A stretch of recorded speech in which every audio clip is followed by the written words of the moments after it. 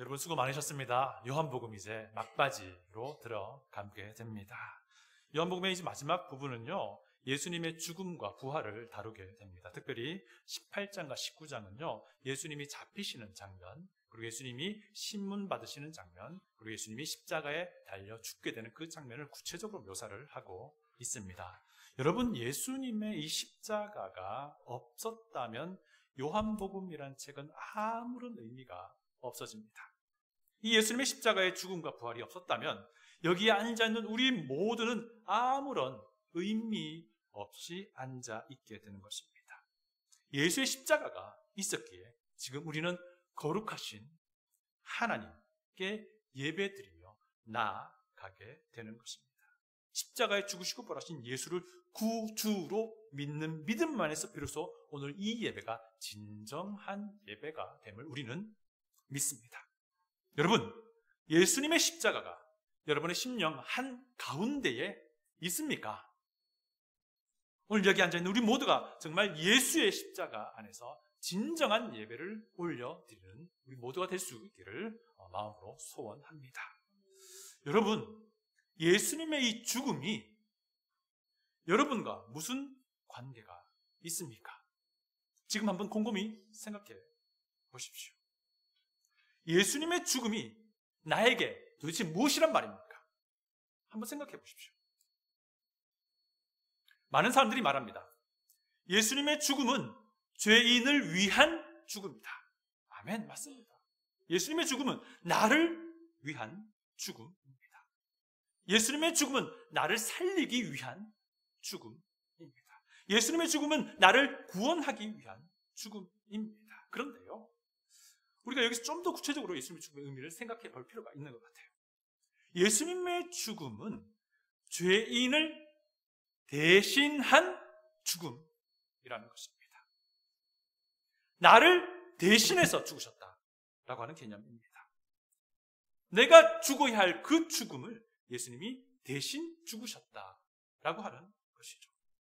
예수님의 죽음이 나에게 이런 의미일 때에 비로소 예수님의 그 죽음이 나를 위한 죽음이 됩니다. 제가 좀 말장난하는 것 같아 보이죠? 여기서 분명하게 하고자 하는 바가 무엇입니까?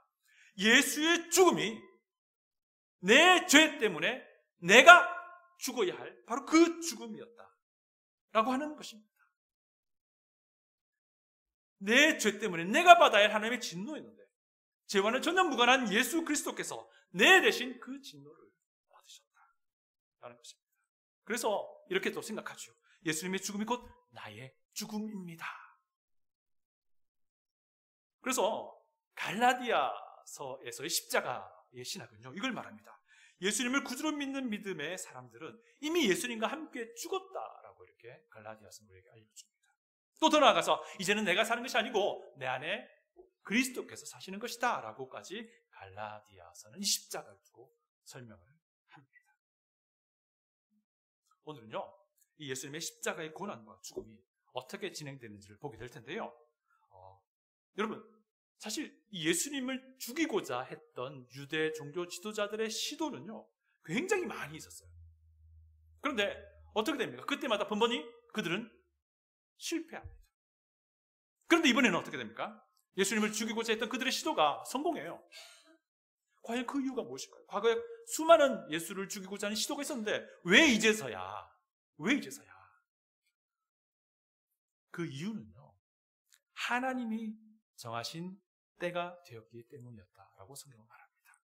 그리고 그때에 하나님이 이 일을 적극적으로 주도해 가셨기 때문입니다.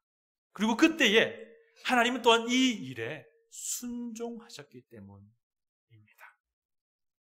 이것을 우리는 섭리라고 이야기하지요. 하나님의 섭리라고 이야기합니다. 지금 이때가 하나님이 정하신 그때였다는 것이고, 지금 이때를 위한 하나님의 계획이 있었는데 그 계획이 지금 이때를 위한 것이었다라고 하는 것입니다. 그리고 하나님은 자신의 철저한 통제하에서 자신의 이 계획을 인간의 역사 안에서 실행하셨다. 이것을 이제 하나님의 섭리라고 불러요. 이 실행 안에는 또한 하나님의 순종의 마음이 있었다라고 하는 것입니다. 오늘 이제 본문을요, 저와 함께 이 하나님의 섭리라는 관점에서 좀 살펴보기를 원합니다. 이 예수의 죽음이 이제서야 이루어졌던 이유는요, 하나님이 정하신 때가 되었기 때문이다라는 사실입니다. 그 이전에는 하나님의 때가 아니었다는 거예요. 이미 말씀드린 것처럼요, 유대 종교 지도자들은요, 예수님을 죽이고자 여러 차례 시도를 합니다. 공생의 사역을 예수님이 시작한 뒤 두 번째 유월절을 맞을 때를 기억해 보십시오. 예수님은요, 안식일에 베데스다 연못가에 누워있는 38년 된 병자를 고쳐주세요. 그리고 그 일 때문에요, 종교 지도자들은 예수님을 쳐 죽이려고 합니다. 이것이 요한복음 5장에 나오는 말씀인데요, 제가 읽어드립니다. 유대인들이 이로 말미암아 예수를 더욱 죽이고자 하니 이는 안식을 범할 뿐 아니라 하나님을 자기의 친아버지라 하여 자기를 하나님과 동등하게 여겼더라. 예수님을 죽이려던 시도는요, 계속해서 이어집니다. 끊이지 않고 이어집니다. 그 다음 해 6월절을 지나고요, 초막절을 앞두고 예수님이 예루살렘 방문하십니다. 그때에도 예루살렘의 지도자들은요, 사람을 보내 예수님을 잡으려고 했어요. 그런데 그 보내어진 사람들은 감히 예수님을 잡지 못해요. 이게 요한복음 7장에 기록됐는데요, 제가 읽어드립니다. 그들이 예수를 잡고자 하나 손을 대는 자가 없으니 이는 그의 때가 아직 이르지 아니하였습니다. 예수를 죽이려는 시도가 번번이 실패했던 이유를 성경 분명히 우리에게 말해줍니다. 무엇입니까? 때가 아니었기 때문이다라고 말합니다. 사실이에요. 계속해서 예수님을 죽이려는 시도는 계속 이어집니다. 예수님의 이 초막절 설교를 듣던 예루살렘의 사람들은요, 결국 돌을 집어듭니다. 그리고 예수를 치려고 합니다. 정말 일촉즉발의 상황이 벌어진 거죠. 자, 요한복음 8장 59절을 읽어드립니다. 들어보십시오. 그들이 돌을 들어 치려 하거늘 예수께서 숨어 성전에서 나가시니라. 좀 이상하지 않습니까? 희한한 일 아닙니까? 여러분, 예수님이 주로 성전에서 말씀 강론을 하실 때는요, 이방인들이라고는 굉장히 넓고 사람들이 빈번히 다니는 아주 오픈된 공간에서 말씀을 증거하셨어요. 바로 그곳에서 사람들이 돌을 들고 치려고 하는 거예요. 그런데 성경은 어떻게 표현합니까? 예수께서 숨어 성전에서 숨어 나가시니라. 그게 좀 이상하지 않습니까? 아마도 어떤 기적적인 방법이 사용되지 않았을까 추측을 합니다. 우리가 이 방법이 구체적인 무엇인지는 모르지만 우리가 명확하게 아는 사실은 무엇이냐면요, 이 기이한 상황이 벌어진 이유에 대해서는 우리가 분명히 압니다. 하나님의 때가 아직 이르지 않았기 때문에, 하나님의 때가 아직 아니었기 때문에 하나님이 그것을 완전히 막으셨다. 바로 그것입니다. 그 뒤에 수전절을 맞이합니다. 수전절은 제2성전, 에스라 네헤미야에 의해서 세워진 그 성전을 봉헌했던 그 날을 기념한 날인데요, 이때에도 예수님들은 성전뜰에서 유대 지도자들은 예수님을 성전뜰에서 돌로 치려고 합니다. 근데 그때도요, 예수님은요, 돌을 들고 있는 그 사람들 앞에서 예수님이 하고자 하시는 그 말씀을 다 하시고 유유히 그들 곁을 떠나게 되는 모습을 봅니다. 요한복음 10장을 제가 읽어드립니다. 유대인들이 다시 돌을 들어 치려거늘 그들이 다시 예수를 잡고자 했으나 그 손에서 벗어나 나가시니라. 여러분, 유대인이 다시 돌로 치려거늘요, 요한복음 10장 31절이고요. 제가 마지막 그들이 다시 예수를 잡고자 했으나 그 손에서 벗어나가신다는 것은 39절이에요. 31절과 39절 사이 예수님이 하고 싶은 말을 다 하세요. 그러면서 그냥 떠나가십니다. 하나님의 때가 아니었기 때문에 그들은 감히 예수님을 칠 수 없었고 하나님이 이 상황들을 다 통제하셨던 거예요. 그 뒤에도 예수님을 죽이려는 시도가 굉장히 많이 기록되는데요, 예수님이 나사로를 살리신 사건 기억하실 겁니다. 이때에도 유대의 지도자들은요, 예수님을 죽이려고 하는데 이제는 본격적으로 계획을 세워서 죽이려고 합니다. 예수님뿐만 아니라 다시 살아난 나사로마저도 죽이려고 했어요. 그리고는 수배령도 내립니다. 이것이 이제 11장의 내용인데요, 예수님을 죽이려 하던 종교 지도자들의 끊임없는 시도가 있었는데 그들은 성공하지 못하죠. 그리고는 이제 예수님이 오늘 이제 공생의 마지막 6월절을 예루살렘에서 맞이하게 됩니다. 요한복음 12장은요, 이 마지막 6월절 6일 전부터 이야기가 시작이 됩니다. 이제 하나님의 때가 시작되었다라는 많은 언급이 이때부터 주어지기 시작해요. 헬라인 몇 사람이 예수님을 찾는다라는 말을 예수님이 듣습니다. 그리고는 예수님이 굉장히 의미심장한 말씀을 하세요. 한 알의 밀이 땅에 떨어져 죽지 아니하면 한 알 그대로 있고 죽으면 많은 열매를 맺느니라. 이게 무슨 말입니까? 이제 하나님의 때가 시작이 되었다라는 것을 암시합니다. 그리고 예수님께서는 이렇게 기도합니다. 예수께서 자기가 세상을 떠나 아버지께로 돌아가실 때가 이른 줄 아시고 대제사장으로서의 기도에서 이런 기도를 시작합니다. 아버지여, 때가 이르렀어. 여러분, 예수님이 말씀하신 이 때가 무엇입니까? 자신이 십자가에 달려 죄인을 대신해서, 나를 대신해서 죽음에 이르러야 하는 바로 그 때를 말합니다. 여러분, 이렇게 놓고 생각해 보니까 요한복음 우리가 지금까지 쭉 18장까지 보고 있는데요, 이 요한복음은요 바로 이 때를 향해서 계속 예수님의 이야기를 진행시켜 오고 있었던 거예요. 여러분, 가나의 혼인잔치 기억나시죠? 2장에 나오는 기록인데요, 예수님이 어머니에게 이런 말씀하십니다. 내 때가 아직 이르지 아니하였나이다. 이런 말씀 잠깐 하고 넘어가세요. 의아해하죠, 그죠? 왜 갑자기 이런 말씀하셨을까? 요한복음에 기록하신 성령님께서 의도를 가지고 기록하신 거예요. 하나님의 때가 과연 뭐냐? 라는 이 질문을 우리가 계속 하게 하는 겁니다. 사실 인류 역사 전체가 사실 예수님의 십자가의 때를 향해서 진행되어 왔다고도 할 수 있습니다. 요한복음 1장이 어떻게 시작합니까? 태초에 말씀이 계셨는데 그 말씀이 하나님과 함께 계시고 그 말씀이 하나님이시더라. 그런데 그 말씀이 이 땅에 오셨더라. 이렇게 이야기가 시작되면서 결국 이 때를 향해 요한복음은 계속해서 진행되고 있습니다. 여러분, 인류의 역사는요 바로 예수의 십자가의 때를 향해서 달려왔고 이 예수의 십자가를 바라보며 달려가고 있다라고 할 수 있는 것입니다. 그리고 예수님께서 이 정한 때가 되어서 아버지께서 이 예수님을 이 땅에 보내시고 이 땅에서 십자가의 죽음을 담당하게 하신 겁니다. 여러분, 영원 전에 아버지 하나님께서 이 때를 정하셨습니다. 그리고 이 때를 위해서 아들 하나님이 사람의 모습으로 이 땅에 오셨습니다. 그리고 그 때가 이르기까지는요 하나님께서 예수 그리스도를 보호하신 겁니다. 그리고 그 때가 되어서 비로소 아들 하나님은 자신의 생명을 나를 대신해서 내어 주십니다. 이 죽음은 나를 대신한 죽음입니다. 여러분, 이것이 요한복음에서 말하는 바로 이 때인 거예요. 여러분, 이 때를 위해서 하나님이 영원전부터 계획하시고요, 이 때를 위해서 아들을 이 땅에 보내셨고 이 때를 위해서 아들 하나님이 생명을 내어주셨으니, 그렇다면 이 때는 누구를 위한 때입니까? 맞습니다. 나를 위한 때라는 거예요. 나를 위해서 영원전부터 계획을 세우시고 이 때를 디데이로 잡으시고 계속해서 이 역사를 진행시켜 오신 겁니다. 바로 나를 위한 때. 여러분, 이 시점에서 감격의 기쁨이 쏟아 올라와야 되는 거예요. 아멘. 그래서 우리가 기쁨으로 하나님께 찬양을 드리는 겁니다. 하나님, 나를 구원하시고 이 때를 정하시고 이 때에 내가 죽어야 할 죽음을 예수님이 대신 죽으심으로 누구든지 예수를 구주로 믿는 이들에게 하나님께서 영원한 생명을 주신다는 소식 생각하면 기쁨이 절로 나오는 것이고 몸이 흔들어지는 거예요. 나 기쁨에 춤추리, 내 모든 슬픔 바꾸셨네. 헤이 헤이 헤이 헤이, 나 기쁨에 춤추리, 내 모든 삶 주 안에 있네. 아멘. 아멘. 맞습니다.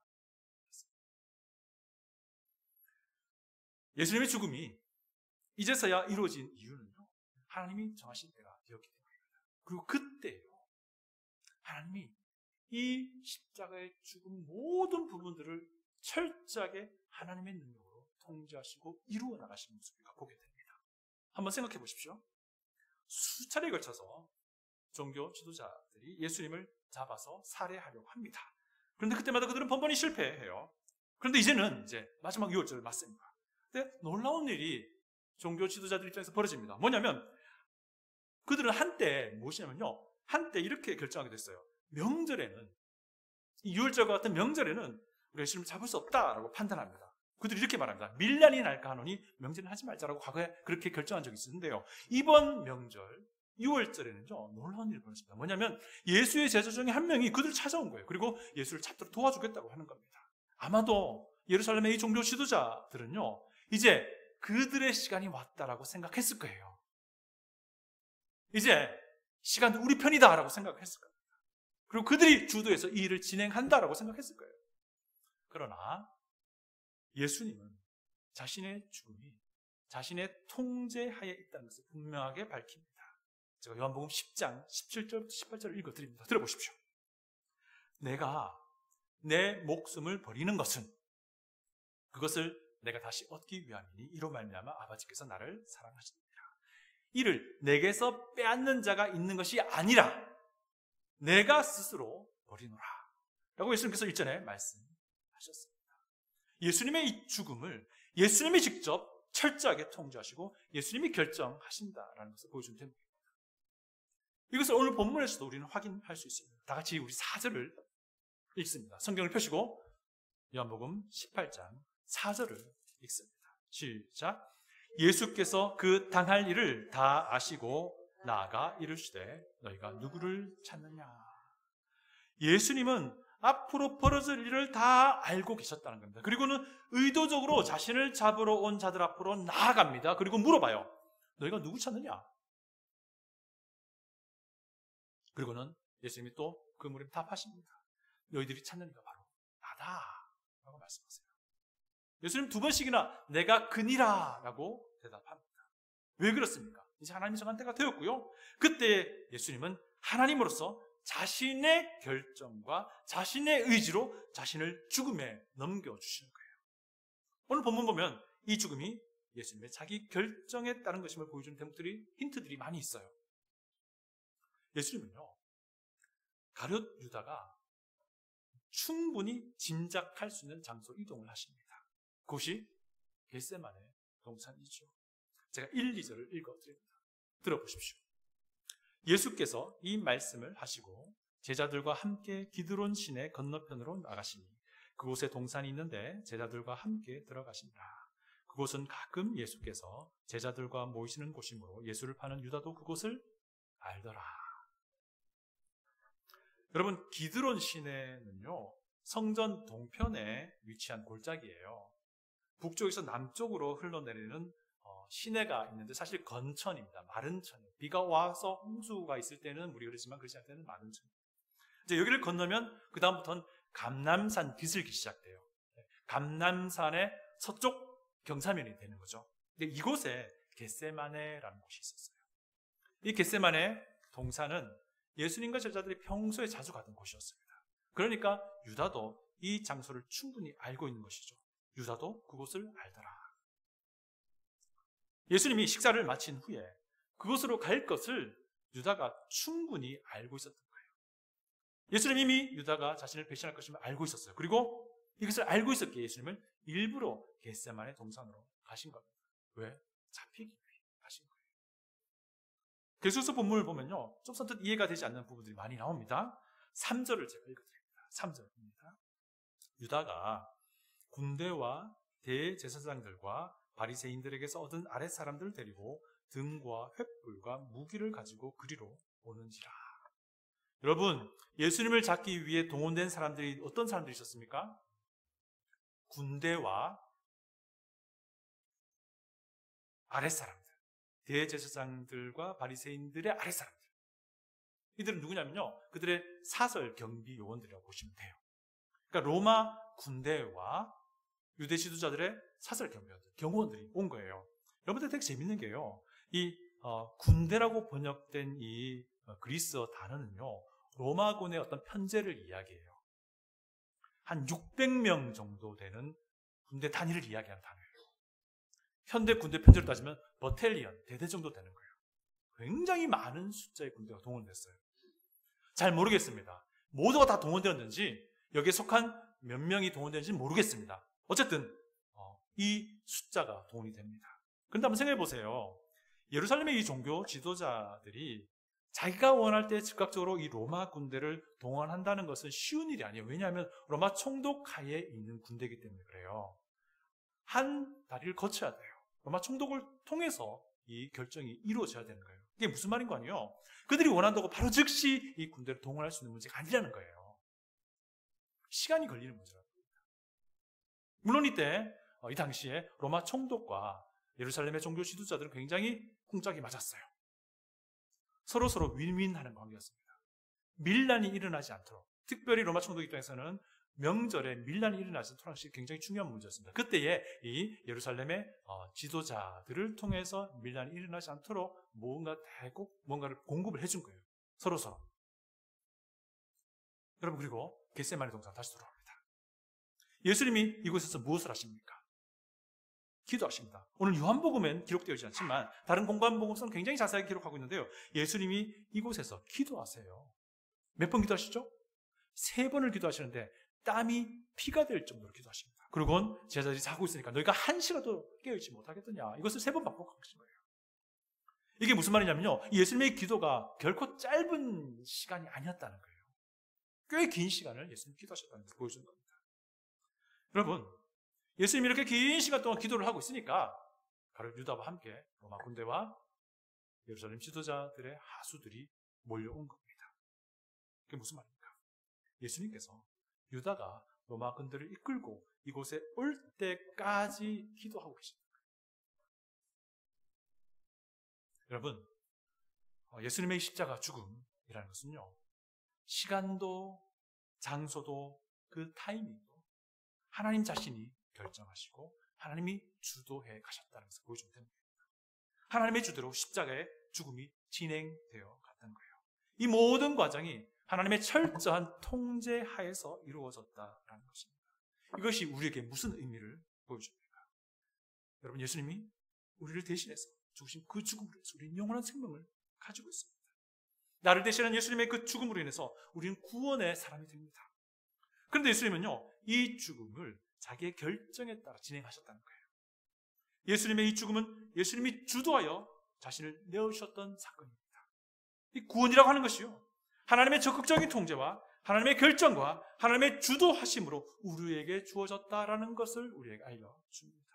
이 구원의 은혜는 전적으로 하나님의 강력한 뜻과 하나님의 의지로 주어지는 것임을 우리에게 알려주는 부분입니다. 여러분, 우리가 과연 그럴 만한 가치가 있습니까? 없습니다. 그럼에도 불구하고 하나님은 우리에게 자신의 모든 에너지와 자신의 모든 의지와 자신의 모든 능력을 다해서 그 상황을 통제해 가시면서 자신의 생명을 자신의 때에 우리를 대신해서 내어 주셨다라는 겁니다. 그것 때문에 우리는 영생을 얻게 되는 것입니다. 이렇게 우리를 구원하신 하나님이요, 우리의 인생을 완벽하게 통제해 나가지 않으실까요? 이렇게 우리에게 영생을 주신 하나님이 우리의 인생을 완벽하게 선함으로 인도하지 않으시겠습니까? 저는 분명하게 그렇게 하신다고 믿습니다. 예수님의 죽음이 이제서야 이루어진 이유는요, 하나님이 정하신 때가 되었기 때문입니다. 그리고 그때에 하나님이 이 일을 주도하셨습니다. 그리고 이때에 하나님이 이 일에 순종하셨습니다. 여러분, 하나님이 순종하셨다라는 표현은 굉장히 어색합니다. 왜냐하면 하나님이 순종할 이유가 전혀 없는 분이시기 때문입니다. 그런데 오늘 본문에서 우리는 순종하신 하나님을 보게 됩니다. 예수님은요, 자기를 잡으러 온 자들 앞에서 그들이 찾는 자가 바로 나다라고 말씀하세요. 그리고는요, 이 11명의 제자들은 놔두라고 요청을 합니다. 요즘 되게 멋있죠, 그죠? 예. 그런데 여기에 희한한 표현이 하나 있어요. 6절을 봅니다. 우리 6절 한번 다 같이 읽어볼까요? 6절입니다. 성경을 펴셔서 6절을 읽어봅니다. 시작. 예수께서 그들에게 내가 그니라 하실 때에 그들이 물러가서 땅에 엎드러지는지라.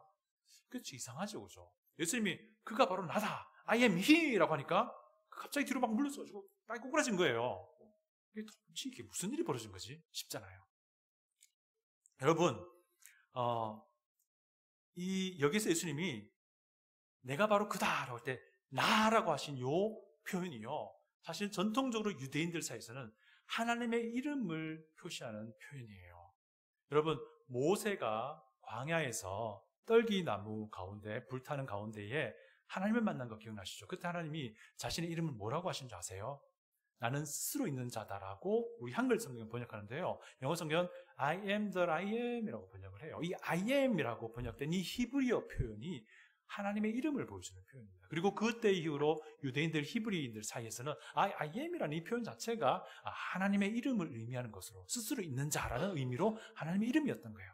그럼요, 우리가 요한복음 다룰 때 이 부분은 제가 구체적으로 따로 다루지는 않았지만요, 요한복음 저자 요한 사도는요, 이 I am이라는 표현을 가지고 계속해서 예수님, 아들 하나님께서 진짜 참된 하나님처럼 계속 보여주십니다. 나는 포도나무요, 나는 길이요 생명이요 진리, 나는 무엇이니, 나는 양의 문이, 나는 목자리, 이렇게 표현하셔 오셨거든요. 근데 오늘 지금 예수님이 이 군대 앞에서 하시는 말씀이 내가 바로 그다라고 I am he라고 하는 표현, 이 그리스어 형태로 번역된 이 표현이 바로 내가 하나님이야 라고 하는 그런 의도였던 거예요. 그러니까 굉장히 신비스러운 일이 벌어진 겁니다. 예수님께서 내가 바로 하나님이야 라고 말하니까 그들 아예 여호와 하나님과 전혀 무관한 이 사람들조차도 하나님의 그 이름 앞에 그냥 꼬꾸라져 버린 거예요. 이것을 우리에게 요한 서신은 알려주고 있는 겁니다. 자, 그리고 이제 이 일 후에 베드로가 어떤 일을 벌입니까? 갑자기 칼을 뽑아가지고는 대제사장 말고의 길을 베어버려요. 대단하죠, 그죠? 자, 그런데 그때 예수님이 오히려 베드로를 잘했다 하지 않고 꾸짖으세요. 요한복음은 기록하지 않고 있지만 또 어떤 일이 때 벌어집니까? 예수님이 말고의 그 귀를 고쳐줍니다. 그리고 예수님이 이런 말씀하세요. 지금 당장이라도 내가 12군단보다 더 많은 하늘의 천사를 동원할 수 있는데 나 그렇게 하지 않는다라고 베드로를 꾸짖으시면서 말씀하세요. 여기서 군단이라는 단어는, 군단이라는 편제는요 6,000명 정도 되는 군인을 말해요. 어쨌든 자, 그런데 예수님이 오늘 본문을 통해서 이런 말씀을 결정적으로 하십니다. 우리 다 같이 우리 본문의 11절을 읽어봅니다. 18장 11절입니다. 다 같이 읽습니다. 시작. 예수께서 베드로더러 이르시되 칼을 칼집에 꽂으라. 아버지께서 주신 잔을 내가 마시지 아니하겠느냐 하시니라. 이게 무슨 말입니까? 자기 스스로가 진짜 하나님 되심을 보이셨던 그 하나님이, 아버지 하나님이 내게 명령하신 것을, 말씀하신 것을 내가 순종하지 않을 수 있겠느냐라고 말씀하고 있는 부분인 겁니다. 하나님이 하나님께 순종하는 그 그림이 여기에 있는 거죠.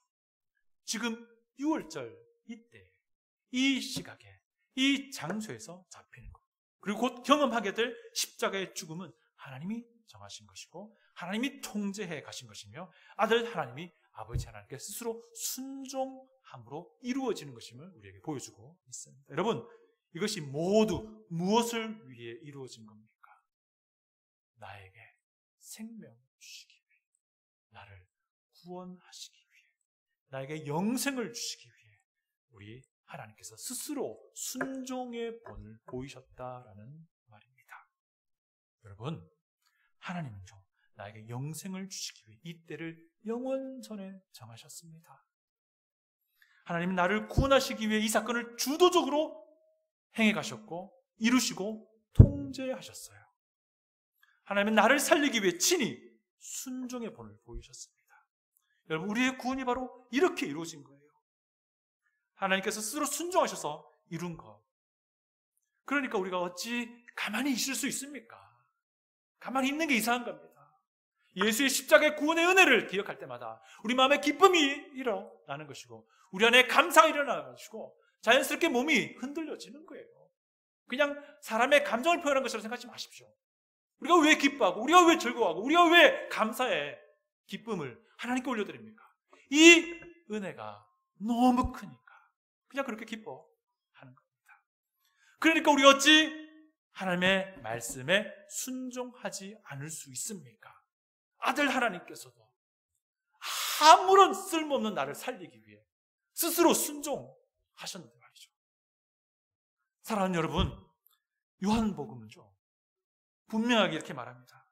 요한복음 20장 31절을 보면 이렇게 분명하게 말합니다. 오직 이것을 기록하면 너희로 예수께서 하나님의 아들 그리스도이심을 믿게 하려 하며 또 너희로 믿고 그 이름을 힘입어 생명을 얻게 하려 함이니라. 아멘.